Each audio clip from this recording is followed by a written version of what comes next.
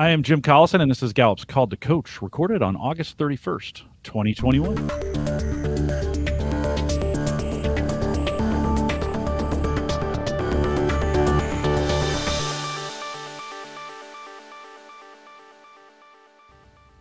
Called to Coach is a resource for those who want to help others discover and use their strengths. We have Gallup experts and independent strengths coaches share tactics, insights, and strategies to help coaches maximize the talent of individuals, teams, and organizations around the world. If you're listening live, love to have you join us in our chat room. There's just a link right above me. Click on that and sign into our chat room. We'll be taking your questions live. If you're listening after the fact, and many of you do, that's okay. You can still send us an email with your questions. Send that to coaching@gallup.com. Don't forget to subscribe to Call to Coach, and we're going to talk about this a little bit later, the Gallup Podcast on your favorite podcast app. They're all out there and available. And for Call to Coach, you can even subscribe to that on YouTube. Just click that subscribe button. That way you never miss an episode. Ryan Wolf is our host today. Ryan's a physical well-being lead here at Gallup. He's my trainer. He's been on before. We're excited to have him. Ryan, welcome back to Call to Coach.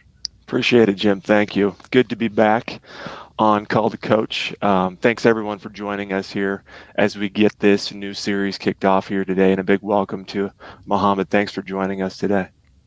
It's great to be here.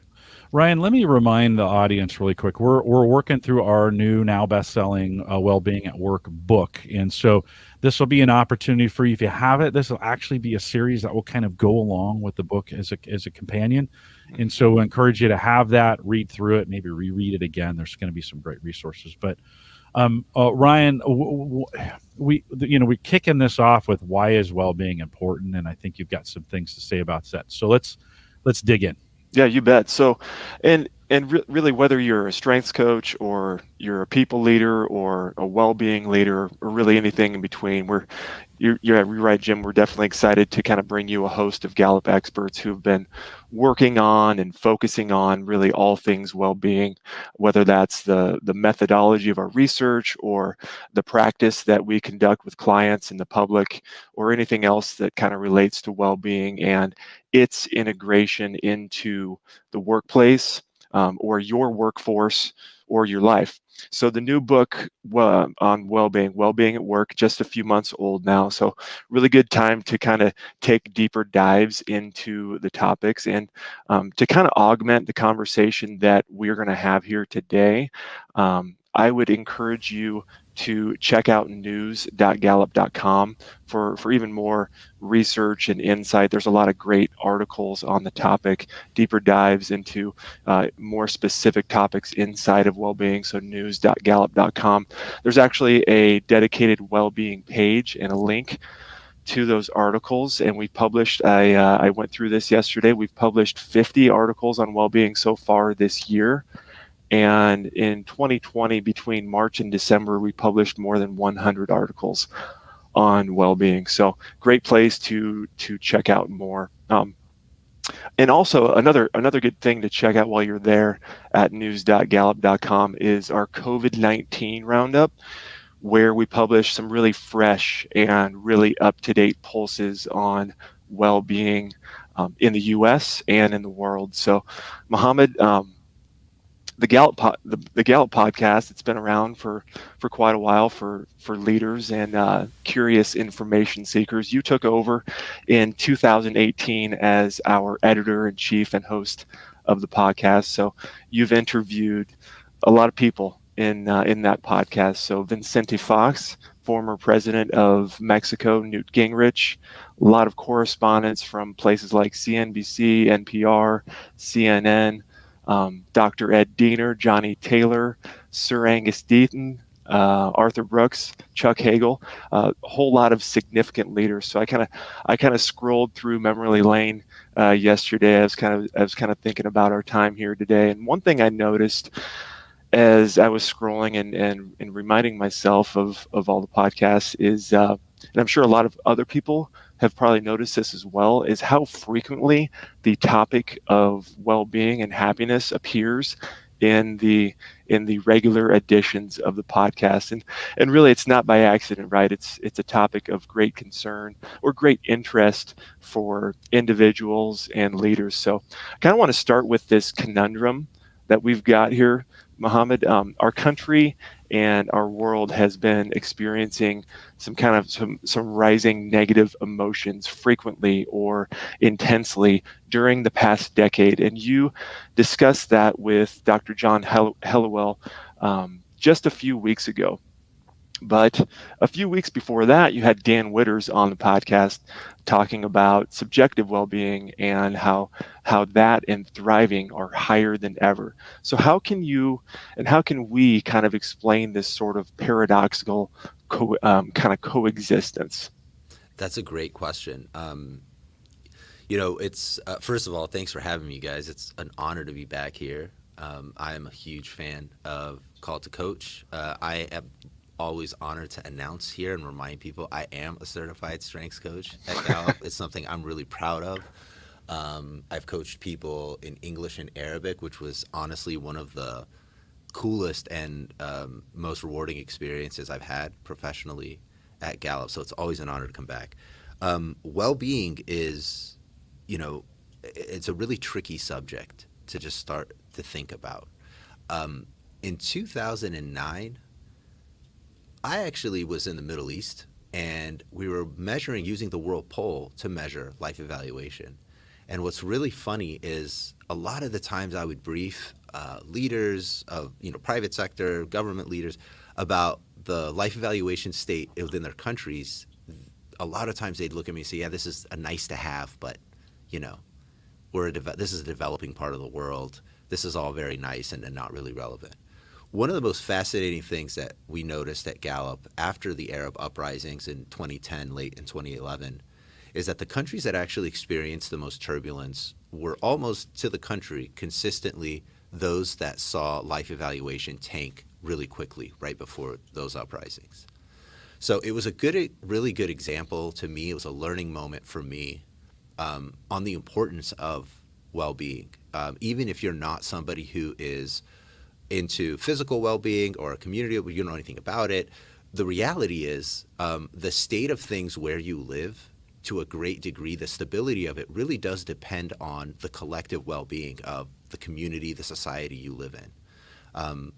A lot of us are probably in the United States, and it's easy to take certain of those privileges for granted, but a lot of cities in the United States are really struggling with exactly what I just said. We see it in all the research we do. So well-being is all around us. It defines our experience. At Gallup, we've studied well-being for generations now.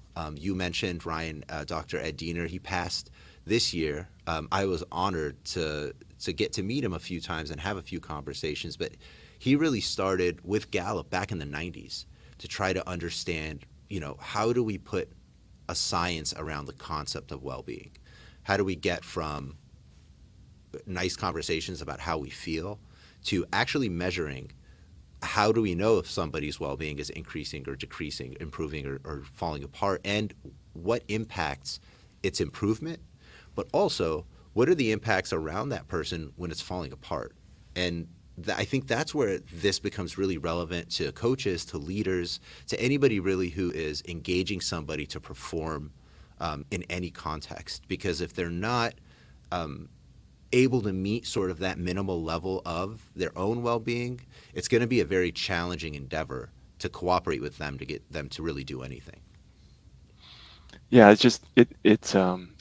it's very interesting, I think, how we've got negative emotions rising, yet well-being is higher than it's been in the past. Do you think perhaps some of the reason, when you were talking with Dan, why well-being is so high in the U.S. right now is because it was measured most recently in June, when we were getting a lot of our lives kind of back together again. Absolutely. We were getting together with our families. We were getting a little bit more stability.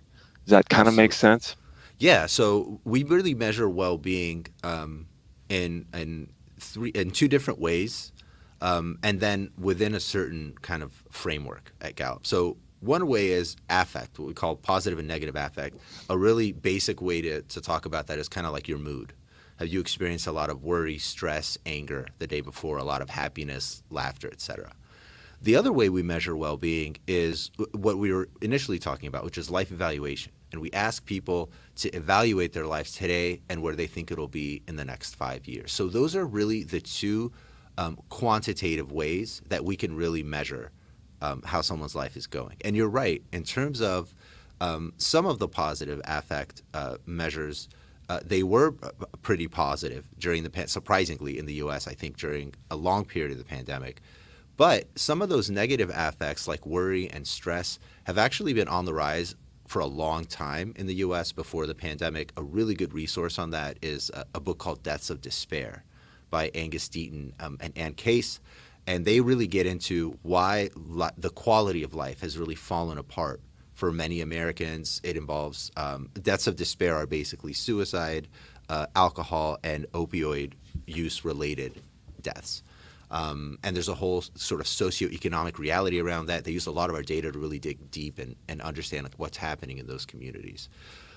However, we know those are two quantitative measures. When we look at the dimensions of how we measure well-being, I think it really gets to the answer to your question. There are really 5 dimensions of well-being as we've defined them and studied them. It's career well-being, social well-being, financial well-being, physical well-being, and then the last one, which really gets to your point, Ryan, community well-being, which is you essentially like where you live, you feel connected to the people around you. So you can imagine in a crisis like COVID, and John Helliwell on our conversation on the podcast really put it so eloquently. When things are tough and when there is a crisis, it's when people tend to reach out and band together. And a lot of the way you feel about where you live, a lot about community well-being has to do with those connections around us and how we're able to rely on people in times of difficulty. So even with the pandemic, I think there are some elements to what we are experiencing and did experience that would improve perceptions of certain dimensions of well-being, even though I am concerned about my job or my kids are locked at home on Zoom and it's driving me crazy. So it's the dimensions are really helpful for us to get to the true complexity of well-being, that it really can't come down to just simply a number. That being said, we know that quantitatively certain things drive well-being, and we know that attitude or your feeling about your financial situation, how much you worry about providing for your family, how you feel about your job, all of those things have immense impacts on life evaluation, and they have for years and years, and we've done that research. Dan, you mentioned Dr. Dan Witters is our lead scientist on that. He's done that work for years. So in like all things, the answer is really complex, right? Some of us were experiencing immense community well-being drivers at the time of crisis, while other of us at other times we're experiencing a lot of mental health issues in our families, in our on our teams, that were really creating a lot of those negative affect measures to go up even higher than they had already been going before. The most important thing, though, really is timing. And that thriving metric that you mentioned did come at a time when it was early summer here in the U.S. Things were opening up. People had a relatively negative kind of framework to compare it to, right? We were in lockdown. We couldn't go to work. We couldn't go outside. So it didn't. Dan did a really good job explaining on the show how it didn't really surprise him that it had gone up so much. The key now is, where does it go from here? And I think one of the really important things we've also learned at Gallup about measuring well-being is that it's not about a certain number. It's really about the direction of the trend. Going back to those Arab uprising situations and other situations like Brexit, like the war in Ukraine, all over the world, there are examples of how our thriving metric tanks and then things really hit the fan in the country. So it's a really complex topic, but timing is absolutely also a major factor in what those numbers look like. And it's why you got to read the trend and not, just that one data point. Yeah. And the trend is really high, right? I'd encourage everybody to get out there and check out what the trend looks like. It's spiked up significantly just recently. Jim, looks like you might have a question. Yeah, let's follow up on that though a little bit, Mohamed. As we think about folks coaching now in a coaching world, with knowing that we've got some volatility in this, what advice? And Ryan, I'll throw it to you as well. What advice when we're talking about coaching well-being with individuals, what advice would you give to coaches on how do they approach that in a coaching setting, or how would they approach that from an engagement standpoint? Any thoughts on that as we think about the importance of it? Well, it's a really complex subject and it's different for a lot of people, but what's similar is our framework and the research that we've done around it. So I'd start with really what's been validated through Gallup ever since 2005 in our world poll, and it's our framework of 5 elements of well-being that Mohamed mentioned, and start there and start asking questions about. You can start with one question about each of those individual 5 elements of well-being and go from there, and really just listen and get people to talk about how those elements are impacting their lives, how they feel about their lives right now, and how they evaluate their lives from the past. I think it also just depends on, Jim, kind of the context of the coaching, right? So if I'm coaching a team of executives working together, my relevance to well-being in that conversation as a coach may be different than if I'm coaching, a group of teachers in a school system. But I think, Ryan, you're right. Kind of think through how is this person living through these dimensions? But it's not, you can't create an index from one person's data. Kind of, you can, but it's not very useful. But you can ask them, evaluate how you feel today, just like we do on the World Poll, on a scale from 0 to 10. If 10 was your best life and 0 is the worst that you can imagine, what's your life like right now? And what do you expect your life to be like in 5 years? What we know from our research is that if they answer a 7 or higher in that first question right now, and they expect to be at an 8 or higher in the next 5 years, they're considered to be thriving. So they're either thriving, suffering, or struggling, somewhere in the middle. What we've learned is that thriving metric is really important to watch. It's actually has proven to be the most sensitive to societal well-being. But just asking those questions, I think, can give you as a coach great insight into, first of all, where's this person right now? And then when you start asking them, like, why you would give it a 7, why you would give it a 2, I think they'll nail exactly what the challenges are that they're facing. And then as a coach, you got to kind of decide, is this within the context of what this person has come to me for in coaching? And usually it is. If you're a great coach, I mean, it's not about just being a better worker. It's really about understanding yourself and how you function. So there's nothing more intimate to that than your well-being, right? Because I think we all can agree that the state of our well-being has an intimate impact on how we function. Exactly. And, I think there's probably 1 or 2 elements that might stick out for the individuals that you're coaching. So you can start with which of these elements is most significant to you right now. And that's a great way to start the conversation, and to then, in a relevant sense and within context, integrate it into your conversation. So thanks for bringing that, Jim. And I encourage more questions. But talking about the World Happiness Report is a subject that you've brought up in the podcast, Mohamed. So it's a great place for listeners to gain even more insight on well-being and happiness. Can you tell us what the research and what that report suggests when it comes to some items that are really pandemic centric? So things like the mental health casualty and downsides of indefinite remote work. Yeah, absolutely. And it's the World Happiness Report has now become kind of the go-to for, the United Nations, world leaders in measuring essentially well-being, the state of global well-being. One of the things that was unique, and one of the reasons I really wanted to talk to John this year, was because you're sitting here at a team of folks, Jean-Emmanuel Deneuve, who's also a phenomenal economist at Oxford, plays a really critical role in creating that report annually. But they're sitting there in the middle of a pandemic, of the likes of which our generation has never seen, and they're writing a report on global happiness. So I wanted to talk to this guy, like, what was that like? And, just typical Dr. Halliwell, he's just an amazing and really a accomplished scholar in this field, he really went back to the things we know from the past. A lot of what I mentioned about crisis, I learned from him. The importance of that dynamic in how people evaluate their lives is really important. The other thing that was really interesting in my conversation with him was he highlighted that the research has actually shown that the negative affect experiences, a lot of stress, a lot of worry, are actually less impactful in overall life evaluation than the positive ones.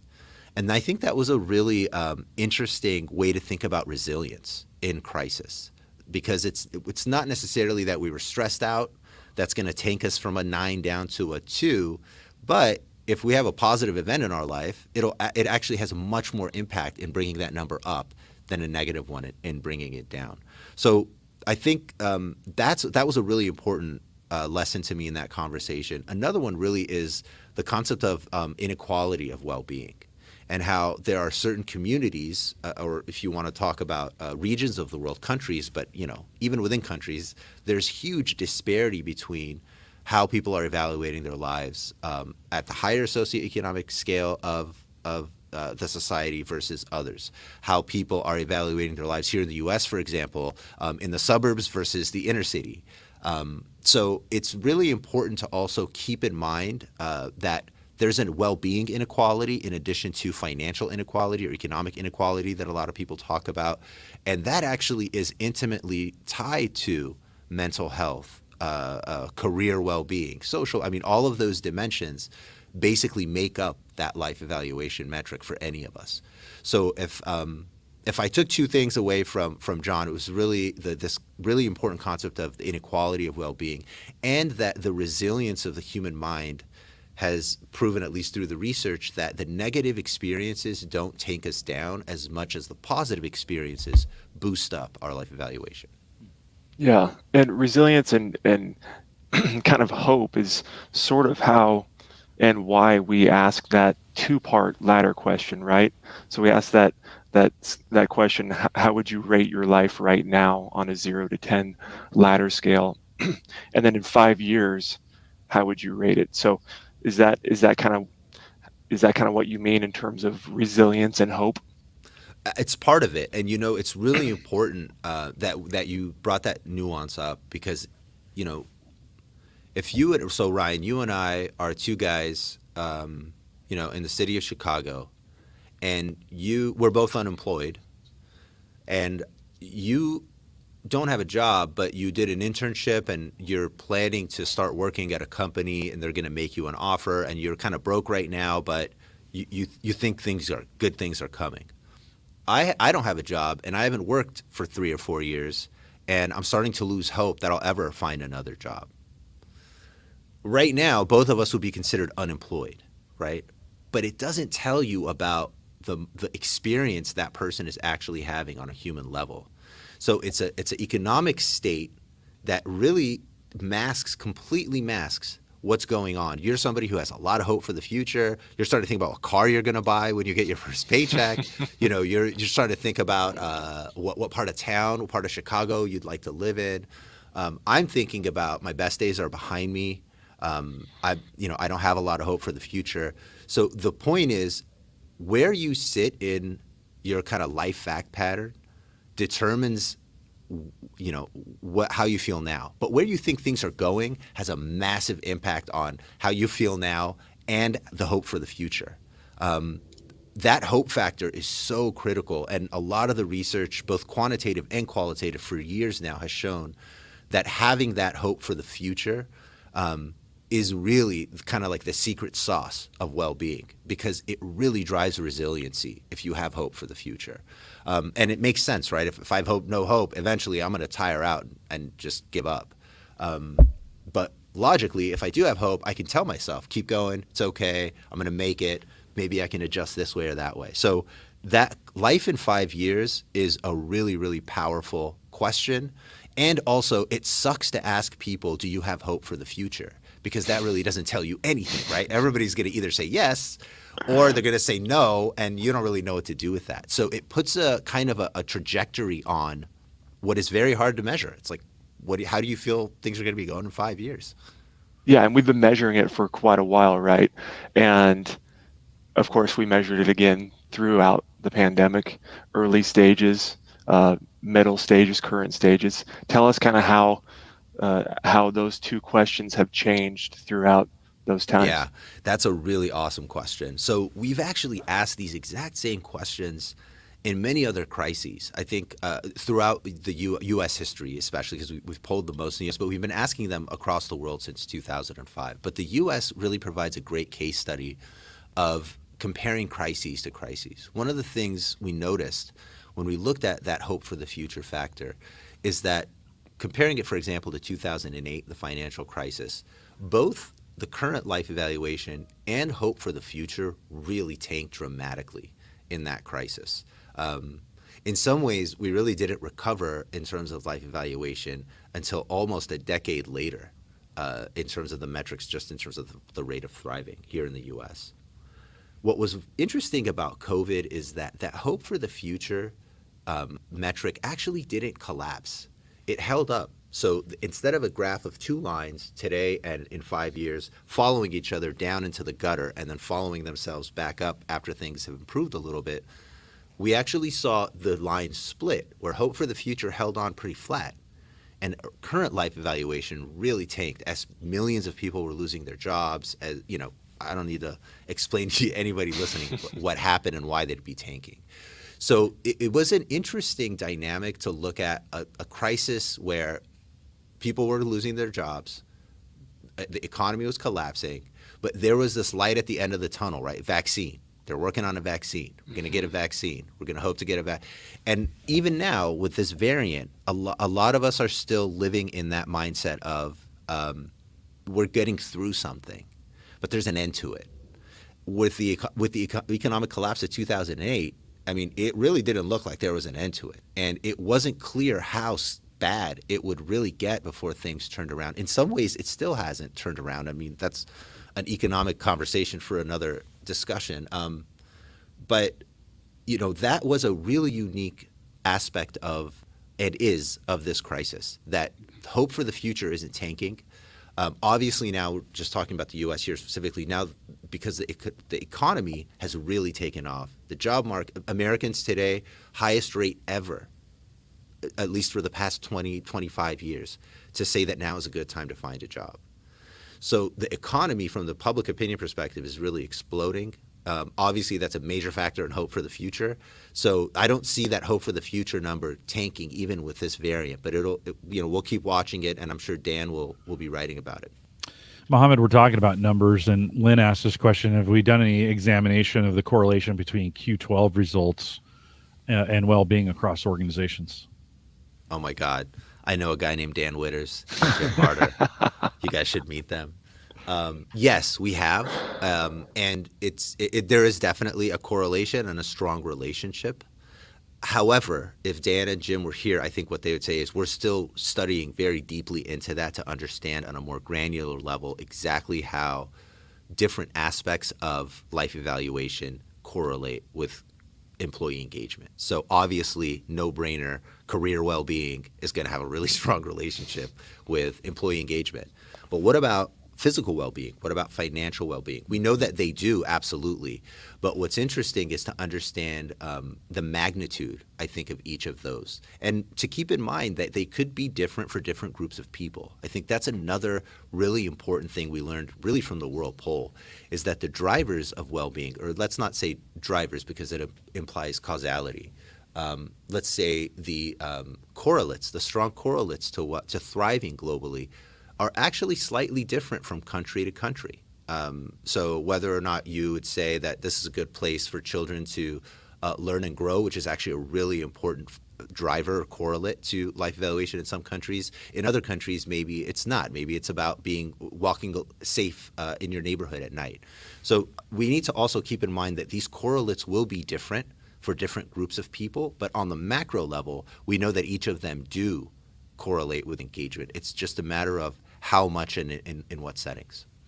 As a side note, we get this, and Jennifer's asking this question kind of now in chat about where does emotional well-being fit in? The other question we get a lot is spiritual well-being. Where does that fit in? And we interviewed Dr. Jim Harder, right after the book came out. We kind of asked him this question, and he kind of states both spiritual and emotional kind of are overarching over all five. And so if you think about, again, this is a really popular question that we get. Those kind of span across all five. These are the five we identified.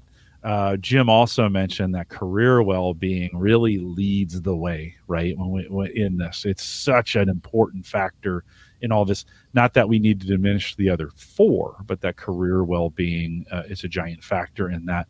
Mohamed, as we think about the well-being and remote working, like that's a huge topic right now, right? Absolutely. Folks are thinking about that. I mean, I even in my own world, we were talking about that this morning. I'm deciding how many days do I need to go back into the office. It was three just a month ago. Now it's maybe one as I'm thinking about the variant. So can you talk a little bit about that from a well-being perspective in this remote world that we're kind of dabbling in and out of? Absolutely. And Dr. Ben Wiggert, Dr. Sangeeta Agarwal are really two people at Gallup I've been working really closely with to try to understand and report on what are we learning about well-being and remote work. A few things we definitely know for sure. The first and foremost, most important thing is it really depends on the fact pattern of the worker. Forcing kind of an agenda at large is the worst thing you can probably do for both well-being and employee engagement. So saying everybody has to come in, everybody has to work remotely. People have different preferences and they have different reasons why they would prefer remote work over on-site work. The key though, and I think one kind of takeaway is what we're learning so far is the best setup is really a hybrid setup. So indefinite remote work all the time with no contact at all with other people in person is actually not necessarily a great thing for your well-being or for employee engagement. There are examples and situations where that can work and make sense, but just speaking as a general rule, what we find is that people who have an opportunity to do both, work on site and work remotely, tend to have the highest engagement and also have higher life evaluation scores. And it makes sense to some degree. If you feel like you have more control over, your day, Jim, you can only imagine how that's going to impact your well-being. So if I have really no reason to drive through traffic, but I have to be there because I got to do the 9 to 6 keep the seat warm, and there's no purpose for me to be there, that's going to impact everything. My career well-being, I'm going to feel horrible at my job. My physical well-being, I'm sitting in traffic and my back is killing me. My social well-being, right? I'm just stuck in the car all day, or I'm stuck in an environment that I don't feel like I'm really connecting with people. But kind of as a general rule, we've found that the hybrid setup results in the best assessments in terms of engagement and well-being. But again, it's really, really important to have a case-by-case kind of approach. And I hate to plug another book, but really it comes down to the manager. Like it really is the manager and their approach and them making the employee feel like they're heard and their concerns are legitimate and not simply, nice preferences. Ryan, all this remote working has caused, I think we're calling it the COVID-19, right? As folks, for some folks, it changed their rhythm and their routine, right? And so where does, and there was a question in the chat room, when we think about physical well-being in the context of all of this change in remote working, what are we seeing? What are organizations doing to kind of combat that? They may have had a fitness center before. They might have had some well-being events or some physical well-being events before. But any thoughts on that in general trends? I think it was called the Quarantine 15, wasn't it? Something like that. Yeah. It was 50 for me. So I was going to say, I think it was more than 15. Yeah, there's a lot of different ways that we can think about our physical health. More than just eating broccoli and going to the gym. So there's a lot of other things that can impact our day, like getting light first thing in the morning and being physically active throughout the day, not just dedicating time to getting active and sweaty for a workout, but also including, non-exercise physical activity time throughout your day. And there's just ways that organizations can really encourage that. It can start with a wellness or well-being leader in the organization. If there's not one of those inside the organization, it can come back to the manager, where they can really allow that autonomy to get your work done, to get your workout done at the time of the day that works best for you, for your life, for your work. So really kind of comes back again to it's the manager again, Mohamed, but it also is a reframing of how we think about improving our physical health and being our best physical selves. And there's more to it than the standard hit the gym hard and make sure you have a lettuce salad for lunch each day. I just have to joke because it's been or laugh at that, because even for me and my own journey, I was a hit the gym for a decade. I was a hit the gym hard. I can literally hit the gym hard. I can overcome this with the fitness center. And being home now, I don't have access to our fitness center. And so over the last couple of weeks, I've been thinking, well, if I can't fix this with exercise, I better fix it with diet. And it has led me on a journey to really kind of reconsider and has helped me create a more sustainable, more sustainable lifestyle, approaching it from what I eat as opposed to just the workouts that I get every day. That was a journey, Ryan, I went on a little bit with you. You were my coach in some of this. Some of my colleagues who I've had remote access to, the three that encouraged me in this, I don't go to the office. It's not like they gave me office pressure. It came through Teams calls, right? It came through Zoom calls. And so I guess I want to say to some, we don't have to get physical well-being back. We don't have to be back at the gym, right? There's other things we can do, right? If you look at just the purely elemental aspects of physical well-being, it's all about improving your health and increasing the amount of energy that you have each day. So a big component of that is making sure we get the right quality and quantity of sleep. So that's, again, can come back to the manager and setting an expectation and leadership within an organization that, we're not emailing consistently. Sometimes we can at 10, 11, 12 o'clock at night. That's when we're sleeping.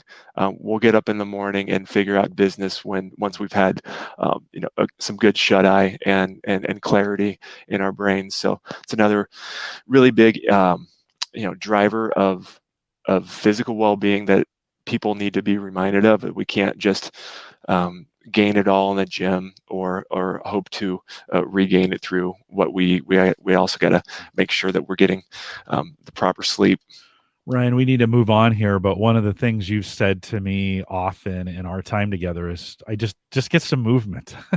Like just get up and move around, get away from that desk. Mohamed, have you in this time, have you been able, how have you kind of combated? Because sometimes that movement is not just physical. It clears the mind. It allows us to get some steps in.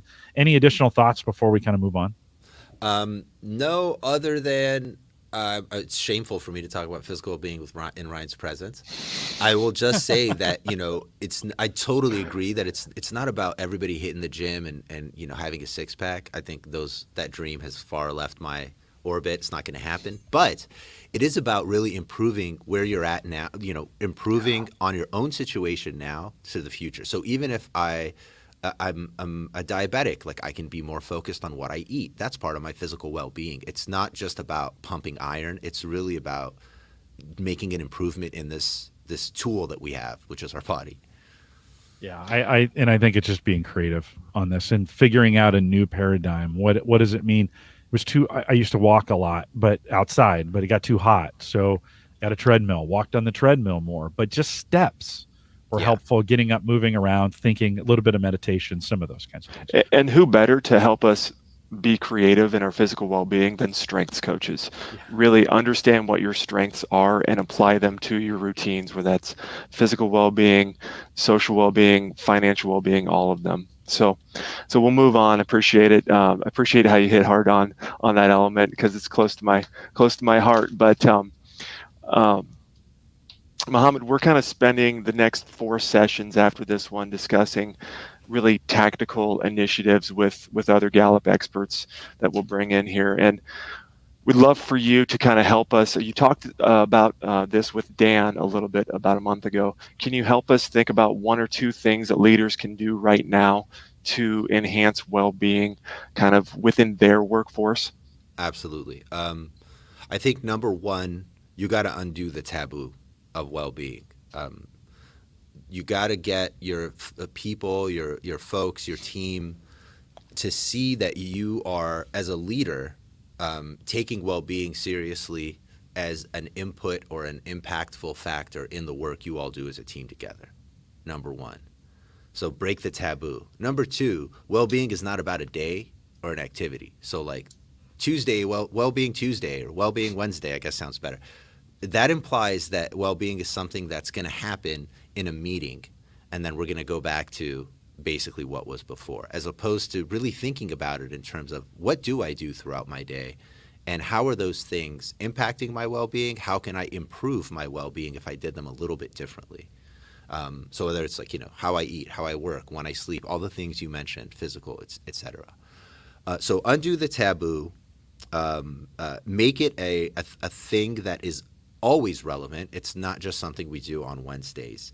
And then I think my last piece of advice would be rooted in science, rooted in measurement and data, if you can, to the degree you can. Don't take the route of massage rooms at the office.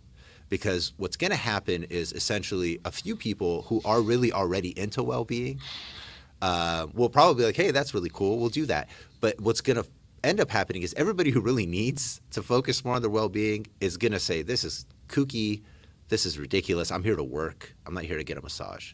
And like a decade ago, that was like a really hot thing, ping pong tables, and that was, and at Gallup, like what our research has always shown, and Jim Harder taught us this, is that actually has very little to do with people's engagement and well-being. It's really about understanding where the person's coming from. And also, don't sit people down and say, let's talk about your well-being, because that's going to feel like they're having an inappropriate conversation at work if it's not part of their paradigm already.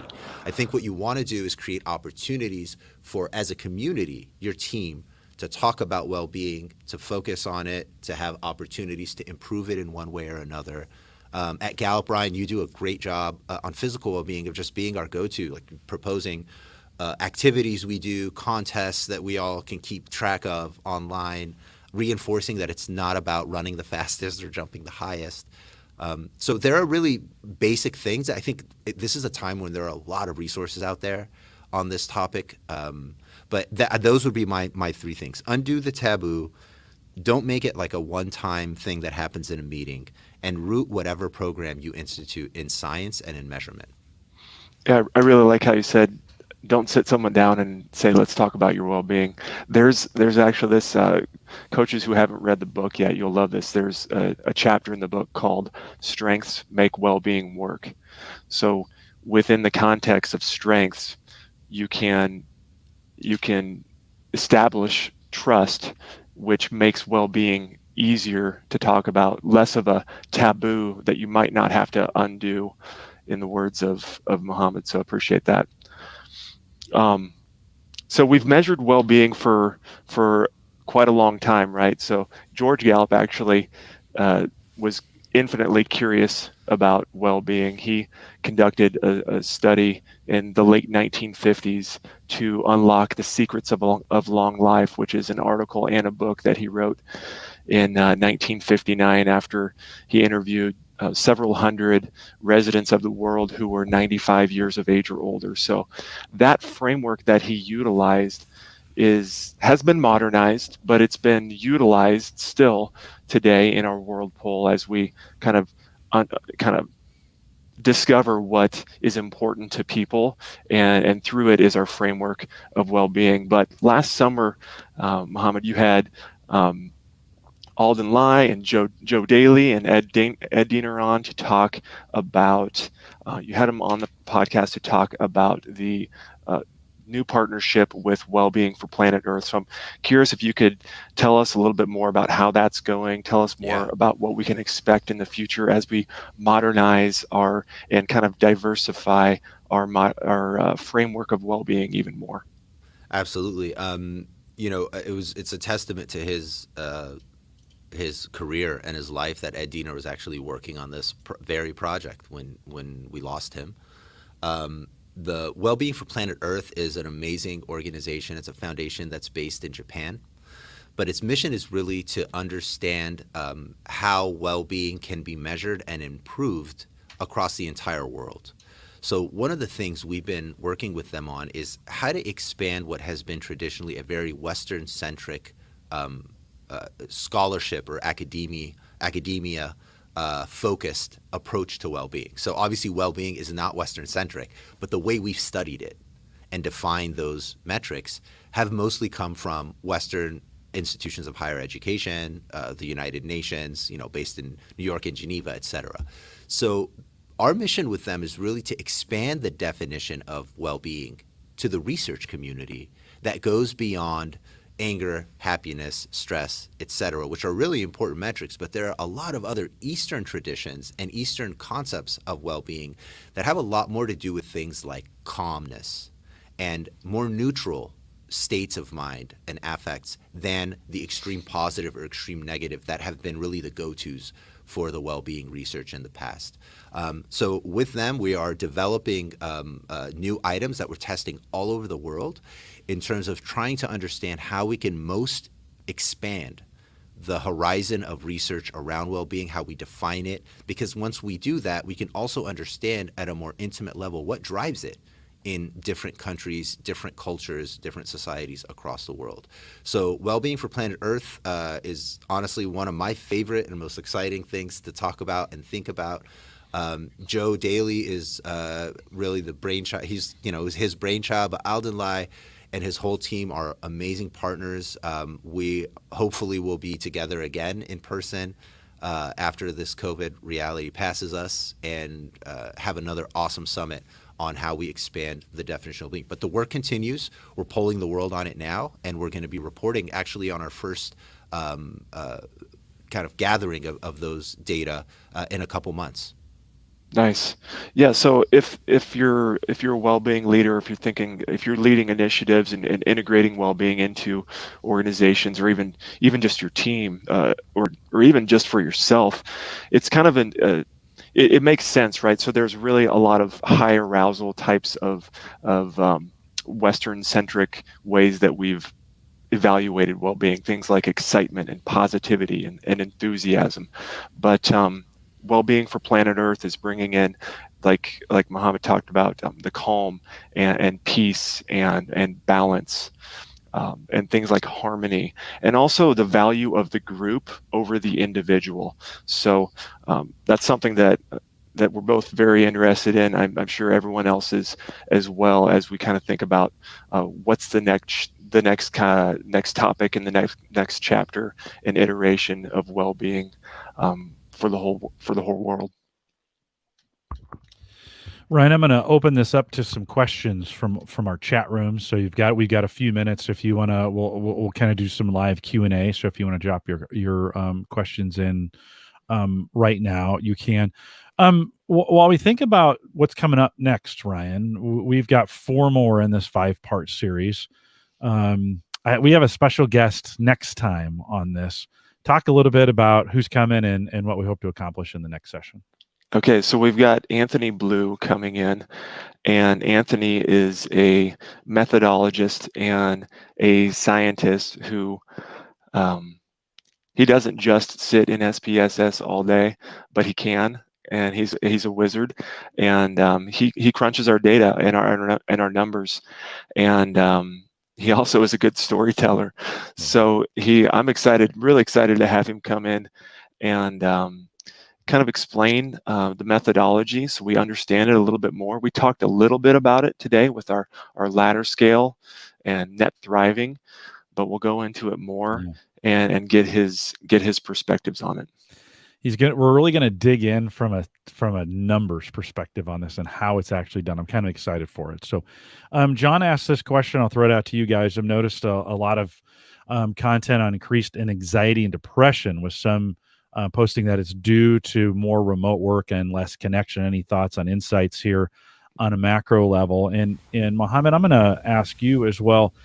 Socioeconomically, does that matter? Like, am I less depressed if I'm farther up the chain, or I'm making more? It No. seems to me okay, go ahead and talk a little bit about that. Yeah, that's absolutely a flat no. It's been consistently proved, like, having more money doesn't equal, better well-being. When it comes to remote work, I think it's important to understand that a big part of well-being in the workplace setting is about connection. It's about connection anywhere, but really it's about the connections you have with the people you work with. And if being remote is disabling you from growing those connections, maintaining those connections, it is going to have a negative impact.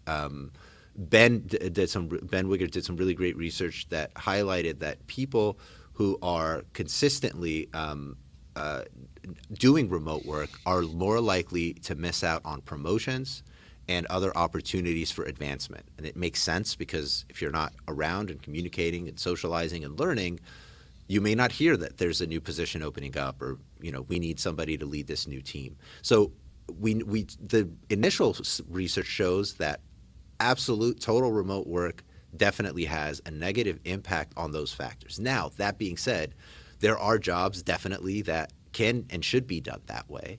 I think one of the big premises that we need to keep in mind of this research is that we're assuming that working in the office setting is the normal for that person, and now they're going remote, and we're looking at that compared to if they were in the office. And it's not to be like too research geek here, but that is a really big bias that I think all of us are still dealing with as we move forward, and really internalize that remote work or hybrid work isn't a COVID thing. It was already happening a lot. A lot of folks at Gallup were studying it for a long time. And it's going to stay with us, because the demands for talent and access to that talent will absolutely necessitate organizations to be more flexible about where they can tap into that talent. Ryan, you want to add anything? Do you have anything to add to that? Yeah, I would just say that Adam Hickman joined Mohamed this winter on a Gallup podcast. It was probably January or February. It's a great listen. It's a tactical. Hickman is a great researcher. He's a PhD, but he also gave some really good tactical advice for how we can, as individuals and leaders, really navigate some of those difficulties that we might have with connection or anything career related as it relates to being home quite often. Adam was talking about remote working a couple years ago. I think his PhD is in that topic, right? And so we have a lot of resources. Yeah. I guess, Mohamed, what I'm hearing through this whole podcast is, if coaches aren't plugged into the Gallup podcast, it's just as important. Like, there's a lot of, right? Yeah, it's like you're totally, No, I think that, but seriously though, I would encourage you guys to check out the podcast. We're always having conversations, I think, that are really relevant to coaches, because we're all coaching people in the real world, and that real world and those events on a personal level, and now social and personal is kind of one and the same with COVID. It's where people are coming from, and I think it'll be really helpful to anyone to just have a better feel of, what your folks are dealing with before you sit down and talk to them. The Gallup Podcast, if you just want to search for that on any podcast app, the Gallup Podcast, it's a super original name. And so if you want to head out there and get that done. Mohamed, one last question before we go. And Jen Selke, who we did a podcast with, she does a lot of work with veterans in her coaching. Is anyone looking at, as we think about those veteran groups from a research perspective, are we looking at doing any research in that area in well-being? As she mentioned, we have in the past. We're not currently doing it, but we should. We would love to. And we're always looking, honestly, for partnerships that will enable us to do that. And I think it's, given what has been happening in Afghanistan the past couple of weeks, it's more important now than ever to really provide resources to those of us that have served and are now really trying to make sense of a very difficult fact pattern. But yeah, we need to do more. Unfortunately, we're not I couldn't lie and say we're doing it now, but hopefully we will. Lots of things to study, lots of work to do. Ryan, let's bring this in for a landing. Kind of wrap it for us. Thank Mohamed for coming out, and then let's just wrap it together. Yeah, you bet. Thanks, Mohamed. Appreciate you bringing all your insights to us today. It was fantastic. So looking forward to listening to you ongoing, and encourage everybody to come back. We're going to be back here in 2 weeks. Jim, you can give us maybe the exact date if you've got it handy. If not, check it out online. But that's when we'll have Anthony Blue on, and you'll definitely want to hear what he has to say. Yeah, the easiest way to do that is just to go to gallup.eventbrite.com, BRITE on that. You can follow all the sessions. Maybe you're listening to this a year from now, and we've gotten through the whole series, but we have more learning for you that's out there. So go to gallup.eventbrite.com, and you can, if you follow us there, you'll get a notification every time I put something new in there. You'll get a notification from it, and it's kind of a way to keep. Mohamed, it's always great to have you. Oh, we got to do this more often with you. We spent some time last year catching up with you and Adam on this. All of a sudden, his name, man, we dropped his name a lot. He will love it. He's a fabulous researcher. Mohamed, thank you for taking the time today as well from me. And we got to do some more partnership together. So thanks for coming on Cult of Coach. I appreciate it. Thanks for having me. And Ryan, you're awesome. Jim, thanks for being a legend. Yeah, well, I appreciate you saying that. With that, we'll remind everyone to take full advantage of all the resources we do have available. Go to gallup.com/CliftonStrengths. And for what Ryan was mentioning earlier, if you go to news.gallup.com, or actually our search engine is completely integrated across all our platforms. So just click on the little search and you can find all the topics that are available there. We do have a lot. So it's good to kind of keep up with it. It's one of those kinds of things you don't want to get too far behind.